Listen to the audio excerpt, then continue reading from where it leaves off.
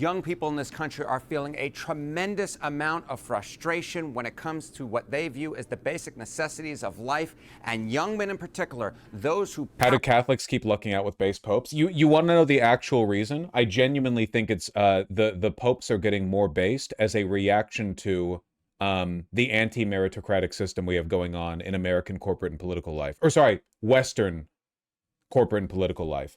I think like the problem is that the Catholic Church is one of the only remaining institutions that maintains a degree of like severity and gravitas, you know? Like basically everything else has been obliterated by modernity. There's no ceremony, there's no sincerity, everything is trite and cynical and low IQ and stupid and plays for the television. And like the Holy See, you know, the papacy is one of the only remaining institutions that conveys a degree of like weight and gravity outside its most rote bureaucratic function. You know what I mean? Like the Pope does not act like the CEO of Catholicism, even though he kind of is. Maybe one day they'll fall as well, but for now they're one of the only institutions that has that kind of cultural sway that isn't just, I don't know, a fucking Marvel Studios or whatever. Donald Trump to victory back in 2024, well, they're feeling a lot of regret over their vote choice. So what are we talking about here? Well, let's talk about what is right at the bottom. If you were building out the house in terms of the American dream, it is literally the ability to buy a home.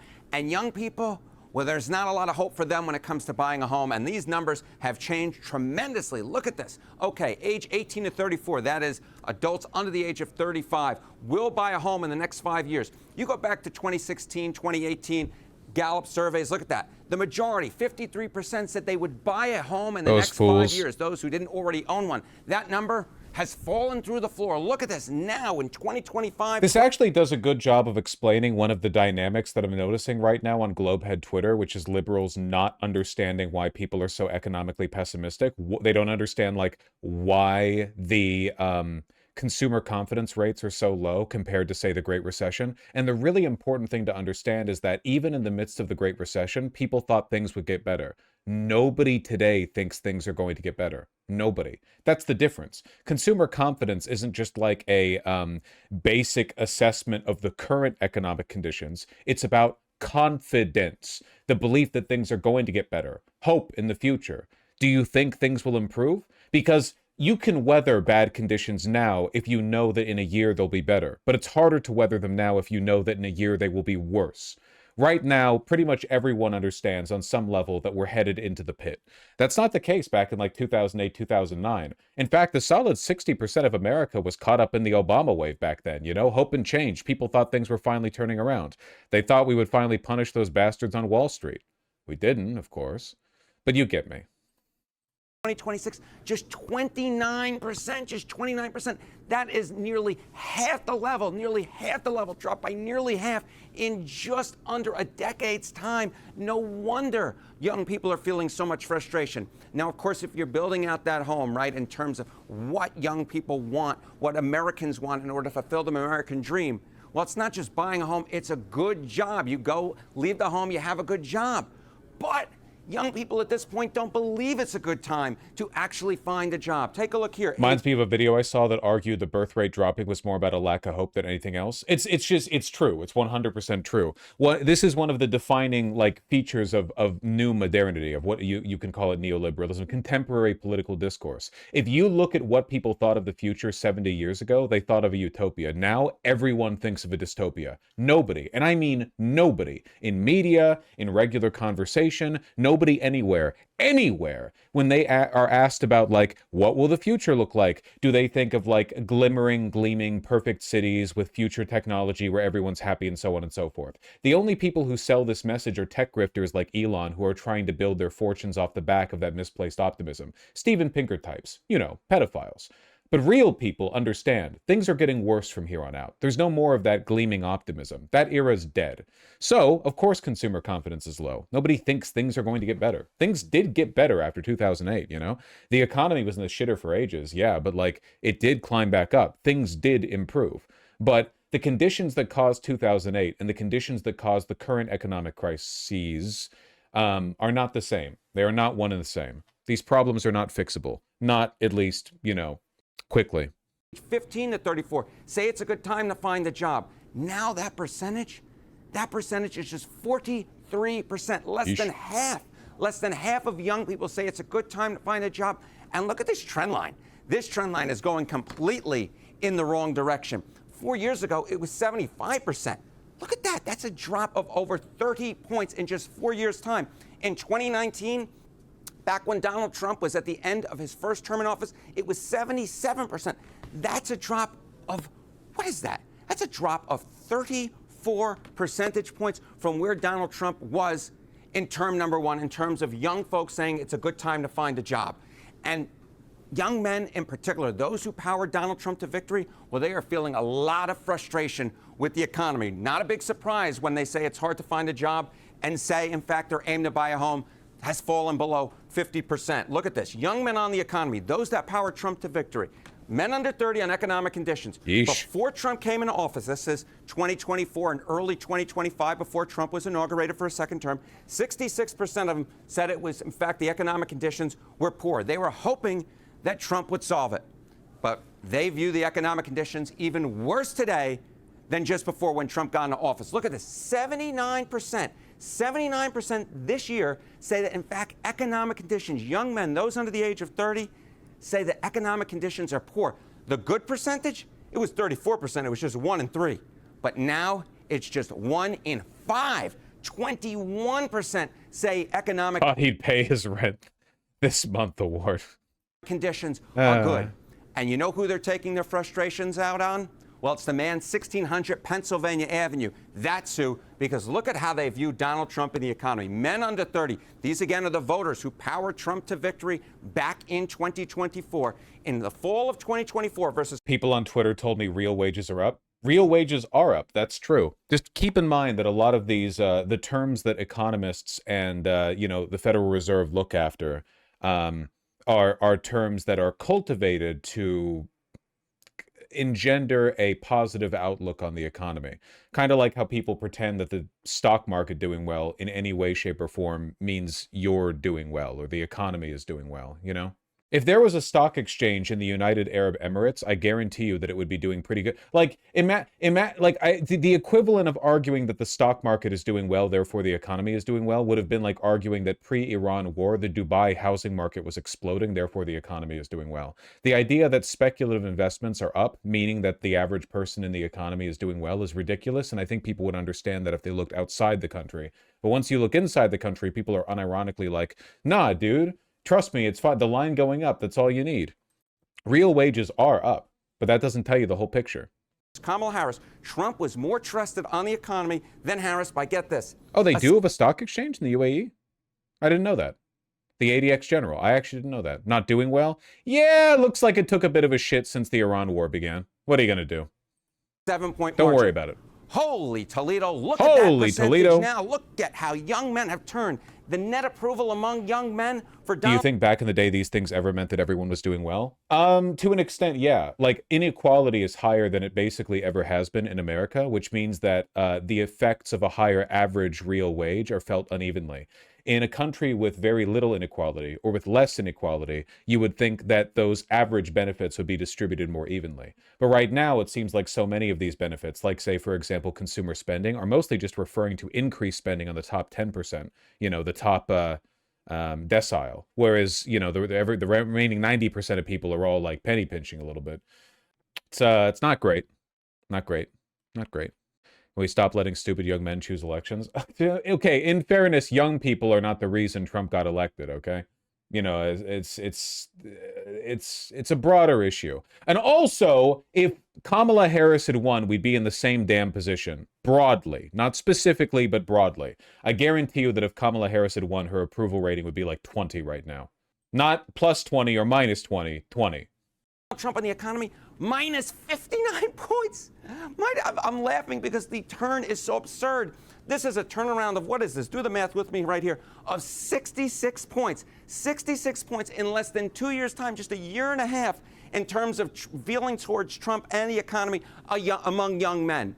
And when you put it together, Are we assuming she would have done everything he did? No. The reason the economy's in the shitter right now are due to inertial effects from our economy that aren't going to be stopped by any president. Nobody can stop them. Nobody on earth is strong enough. No president could stop this. Donald Trump's just the guy stupid and arrogant enough to blow up, you know, the damn Strait of Hormuz. Like, obviously, he mishandled that worse. I don't think the takeover's happened yet, has it, Thana? Isn't it? It's just on the table, or they're running up to it, or am I thinking of a different acquisition? At any rate, I think like even Fox News has been tentatively admitting Trump's unpopularity for a while now. I think for a lot of people they're just shrugging because they think like we're going down this hole anyway, right? Real wages are down if you include housing costs, even for the median. The economy being the #1 issue. How do they feel about Donald Trump overall? Well, it's a different world. And I loved that sitcom back in the 1980s and into the early 1990s. Great theme song. Men under 30 on Trump. Look at this. In the 2024 No, you know, that's wrong. Biden actually had the economy on a good trajectory. I need you to understand that all the problems that we're experiencing right now fundamentally were still happening under Biden, Trump 1, and Obama. What we're seeing is the culmination of a set of tendencies in this economy, largely due to financialization, that no president stops. All they do is aid and abet it. Every president, to a varying extent, further shapes the federal government in a direction to aid and abet the overfinancialization of the economy. It's larger than the presidency. No one can stop this. The global economy is larger than any individual or any group of people.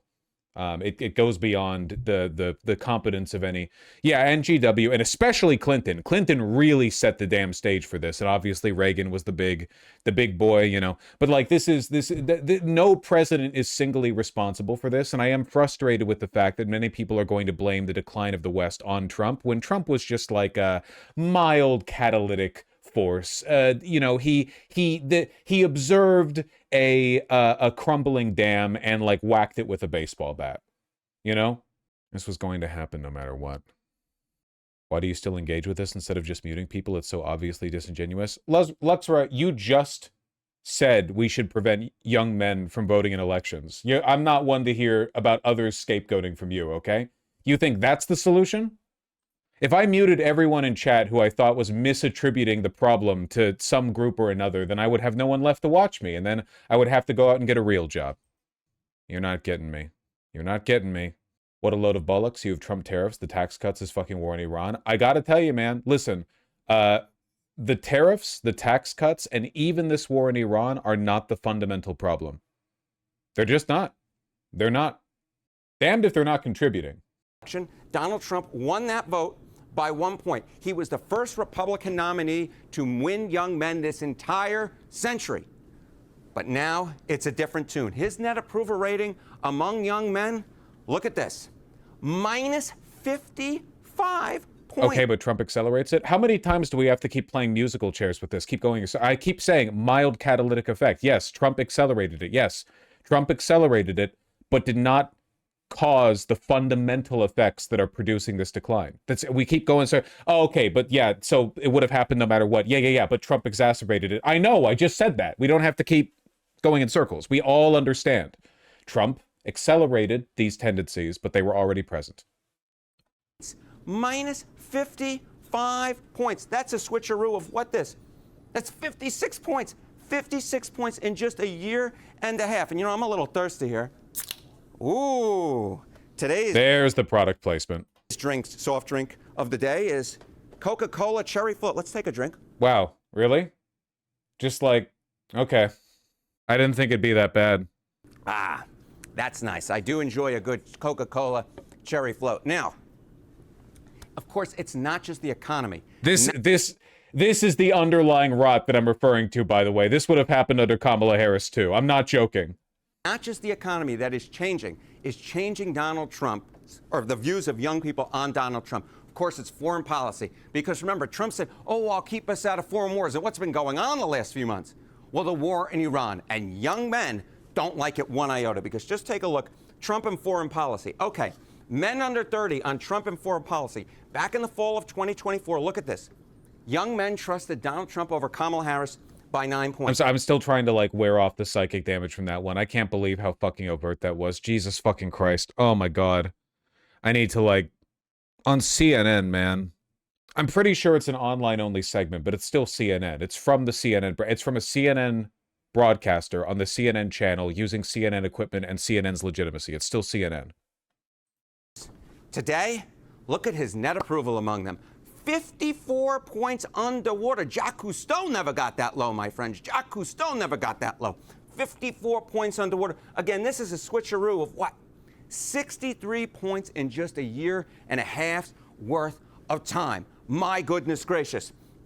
And of course, everything that flows from the presidency. Trump is not on the ballot this fall, but it all flows downhill to those members of Congress, those Republican members of Congress. If they think they're going to escape the wrath of young men and the regret that they have for voting for Donald Trump. What, Vosh doesn't remember Walter Cronkite having a fresh Coca-Cola trademark delivered on air while reporting the death of JFK?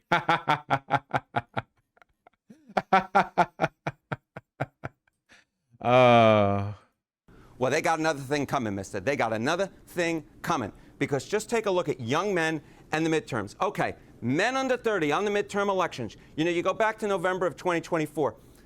Democrats did slightly better than Kamala Harris, but not really. They won it by 3 points, which is a historically very small portion for young men Democrats winning them, okay? Look now, though. Look in the average of polling right now, the 2026 race for Congress. Crazy that Trump is like minus 60 and Dems are only plus 28. What a fumble. Well, hello. Democrats are now favored by 28 points. Now favored by 28 points when it comes to the race for Congress. Young men overwhelmingly favoring Democrats. That is a 25-point switcheroo. A 25-point switcheroo. And again, just a year and a half's worth of time. Now, we're talking about 2026 right here, right? But what about 2028? Because we're going to have presidential primaries starting in the beginning of 2028. Those folks are going to start running very quickly once the midterm elections wrap up. Well, the two Republican frontrunners, take a look at the net approval among men under 30, 2028 GOP contenders.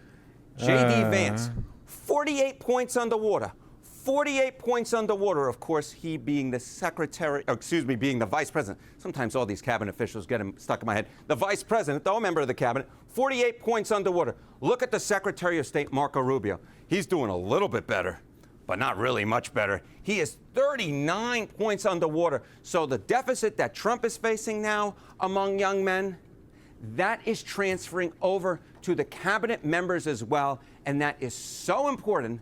That is so important because these two men on your screen are the two leading candidates for the Republican Party. And I bet that they, dare I say, to borrow a word from earlier, are feeling some regret for how younger men are. I don't know about regret. That might not be the word I'd go with. Whatever. Young men fucking hate Trump now, lmao. Quality journalism, really. Something cherry cola. Christ alive. I think what gets left out of the young men discourse is that it overlooks that young men aren't working. The San Francisco Federal Reserve Bank did a study about how men are not working. Yeah, the youth unemployment numbers are not telling a full story. I'm pretty sure they don't even count unemployed college graduates as unemployed. The fraction of men working in the U.S. has declined consistently since the 1950s. Slower labor force growth, prime-age men, 25 to 54, Just give me the damn conclusion. Labor force non-participation rate for prime-age men. Yeah, that looks pretty bad. Yeah, that looks pretty bad. Wouldn't get these numbers if you were just looking at the unemployment rates. They add so many fucking asterisks to the unemployment rate. Oh, it doesn't count if they just graduated and are looking for work. Oh, it doesn't count if they're underemployed. Oh, it doesn't count if they're not looking for work. Oh, it doesn't count if this. Oh, it doesn't count if that. Did you see the online discourse about how doing a retail job like working at Sears used to pay for a house family vacations? I didn't see the discourse, but I'm aware of the fact that that's true. To an extent. People often overstate it, okay? A regular job at Sears would not pay for, like, a beautiful house, a white picket fence, etc., vacations 3 times a year. People do often overstate it. But, I mean, there's an underlying truth there, which is that job security used to be much better, and we used to think of jobs as, like, lifelong careers you could be set in, rather than, you know, just, like, temporary, ephemeral ways of paying the rent as you bounce between a bunch of, you know, no training, no skill, nothing jobs. Unsurprisingly, young black men are topping the charts here for labor force non-participation rate, though with a sharp decline since COVID. That's good, I assume. A very sharp decline, actually. Still, it's going up quite a bit for everyone, huh? For high school or less, 15% non-participation rate. Remarkable. Sorry to send you a Facebook post, but it's the Sears thing. Facebook post. A viral post about working at Sears in the 1990s sparked a huge conversation online about how much life has changed for working Americans. I'm reading a Facebook post about a Facebook post. I hope you appreciate the depths I'm willing to dive to get this content for you. A story about working at Sears in the 90s, people questioning. When I worked at Sears in the early 90s, the people there built their entire lives off these jobs. The guy running appliances had 3 kids, coached Little League every weekend, retired after 32 years of the pension. One of the women in customer service bought her first house working full-time there. Older guy in hardware took the same vacation to the Ozarks every summer because he could afford to unplug for a week. Yeah, I mean, again, it varies, but yes, like this, the life did used to be very. When you see or hear boomers say delusional shit about the job market or the housing market, it's because it did to an extent used to be like that. You could work a summer job and pay for college. You could work a relatively menial job full time with job security, stay there for decades, and afford a house. Yes, that is true. It varied enormously based on where you lived, and on your race, and on your profession, and so on and so forth. But by and large, yes, it was very different back then. 31% of hiring managers say they stay clear of Gen Z. Well, yeah, the higher the labor force non-participation rate, the less likely it is that hiring managers are going to take a chance with younger people. Though again, it really varies based on the field. Yeah. In college, I worked at a grocery store. That's how all the older employees were. Management caused them to stay along for stability, and they pay all new employees bare minimum with 0 benefits. Yeah, it's not great. It does end up shafting the older people too as well, because it means that people who have become accustomed to like the older job security they could get, like they get shafted because people could just rehire younger workers for less money and less less benefits. But yeah, varies. This, too, is because of financialization. There's just less money running around in the market. The more money there is in the stock market, the less money there is being paid out through wages. Businesses have less money, Well, I shouldn't say they have less money. They don't have less money. They have less money as a proportion of how much they would have made for a comparable degree of commerce and success if they were around 50 years ago.